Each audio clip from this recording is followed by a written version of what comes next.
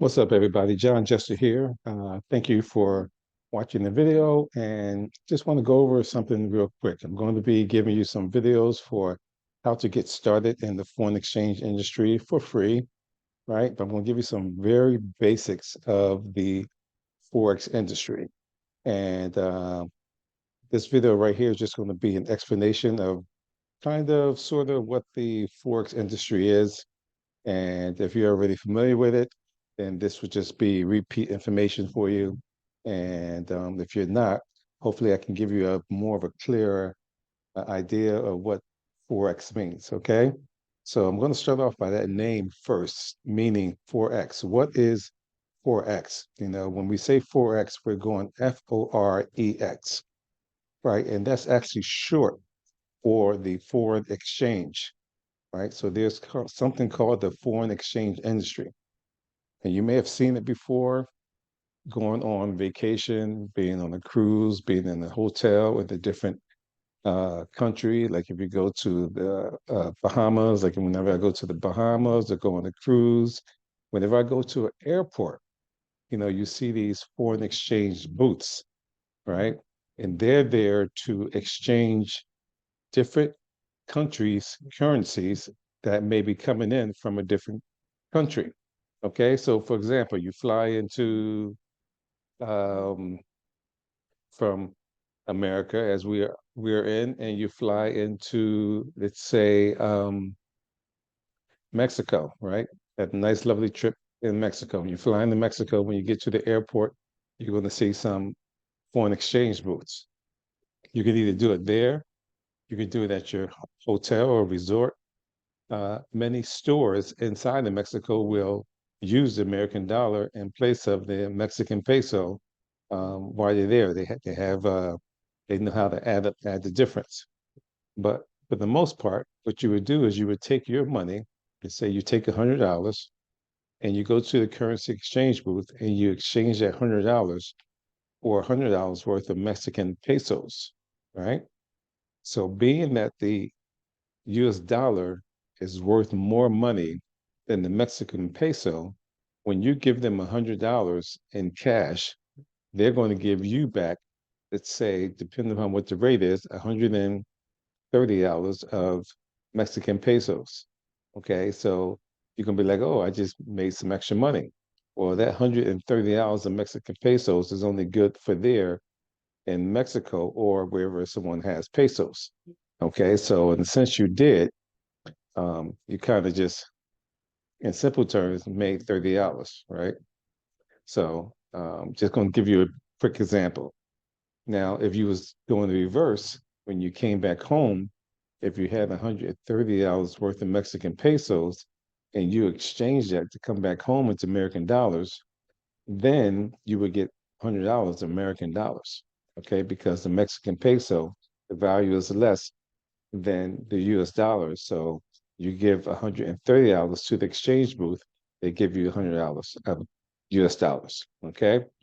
So just with that exchange alone, whenever that's happening, no matter which country you're in and which currencies you're exchanging, whether it's the US dollar, the Mexican peso, the euro dollar, the Canadian dollar, the Great Britain pound, the Japanese yen, doesn't matter. Whenever you go, we all have our different values of currency, what they're worth at any particular time, right?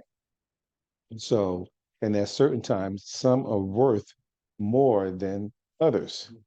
All right. So what we do is we either buy or sell two countries matched up together against each other. So for example, if the dollar, US dollar is worth more than the Mexican peso, we take that pair, US dollar, Mexican peso, and we want to buy.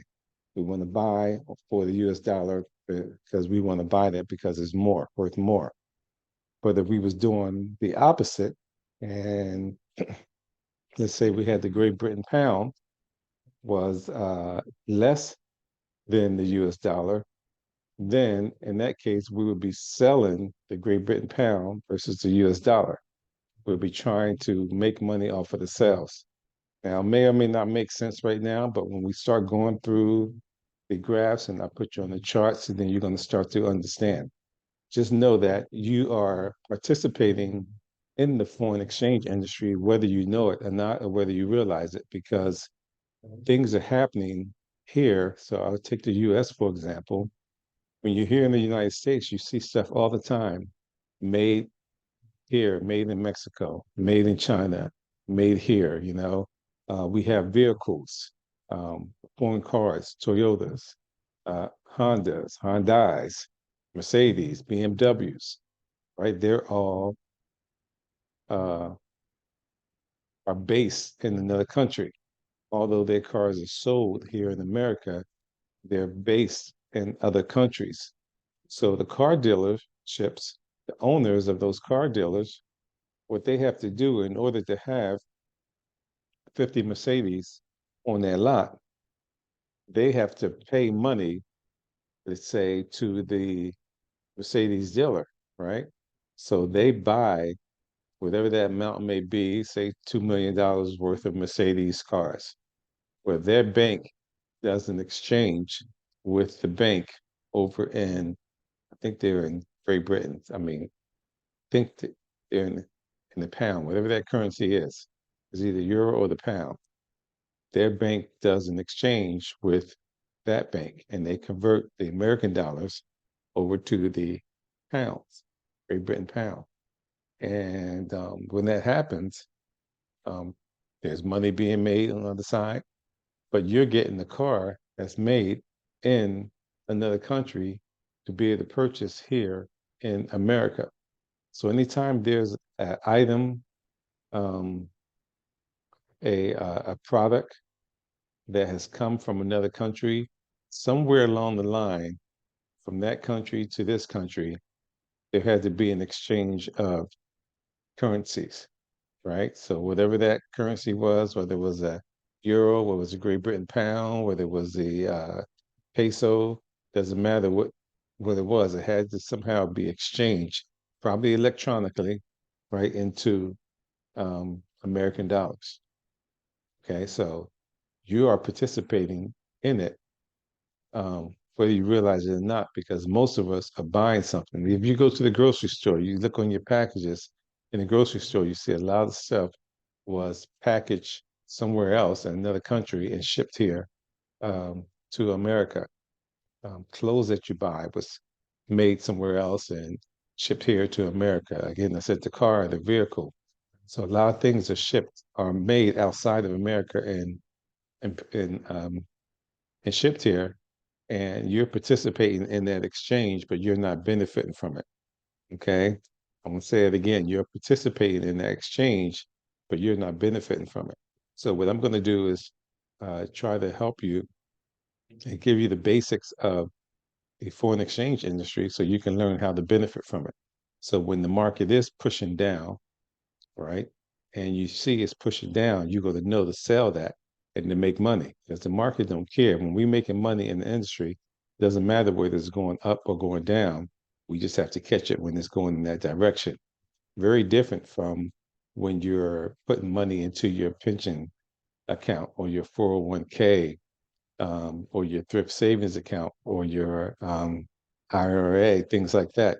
You just want the market to go straight up, straight up, straight up, straight up, straight up, right? That's long-term investing. But with our short-term investing, we know we can make money as the market is going up and as the market is going down. And you're going to learn how to do that. Okay, so just wanted to give you a quick briefing on that. And then we're going to other lessons as we go along. And then I'm going to take you through the charts and take you how to show you how to get set up and how to actually chart it to see when the market is going up and when the market is going down. You'll be learning all that, most of that stuff and some later advanced stuff, but at least I'll get you started getting you set up so that you'll be able to say, okay, I can see how this goes. All right. So this is John Jester signing out. If you have any questions, feel free to reach out. But I hope that I made it, kind of sort of clear for you that you could see what the foreign exchange, i.e. Forex is. All right. And talk to you soon and have a great day. Thanks. Bye-bye.